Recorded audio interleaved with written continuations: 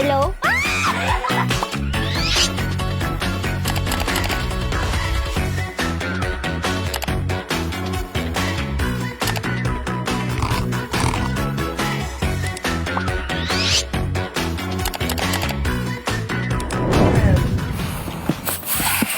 Angel Grace, wala naman. Meron ba? Ang real name ko, Angel Grace Trazona Guardian. So, real name ko siya. Kinuha lang yung Angel Guardian. Pero that's my real name. Hindi siya, guys, hindi siya screen name. Okay. A few moments later.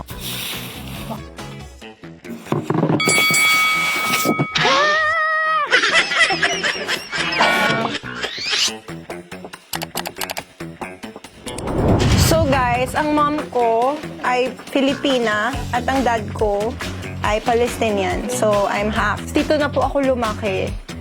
Yung dad ko sa Hong Kong nakabase. So I used to visit him sa Hong Kong. Di ba nilalawayan muna to? Ganun yun, di ba? Kanya. Di masarap pala to. Nung bata ako, parang enjoy na enjoy ko nung ginagato to. Yes, ako po ang ultimate runner for season 1 and si Kokoy na nung season 2.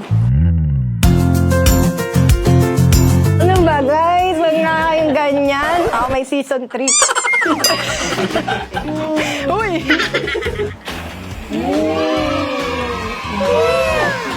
Tsaka may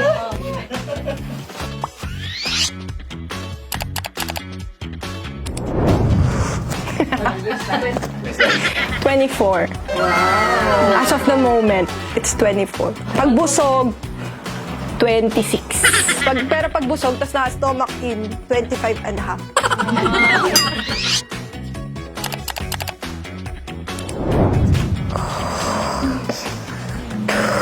May lumaki. So si Dea, naririnig nyo naman na siguro or nababasa nyo, si Dea ay hindi galing sa Encantadia. Bagkus ay galing siya sa Mini Ave. Abangan nyo bakit kami mapupunta sa Lireo. And nakikita ko rin yung mga ibang comment na bakit daw nakahawak sa leg ko si Mitena. So that's another thing to watch out. Mom ko, and piling ko yung mga dogs ko.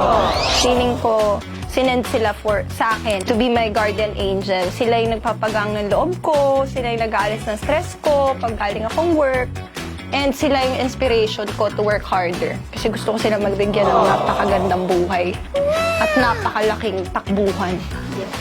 So, ayun. Thank you for watching, mga kapuso. Again, abangan niyo po ako bilang si Dea sa Encantadia Chronicles Sangre.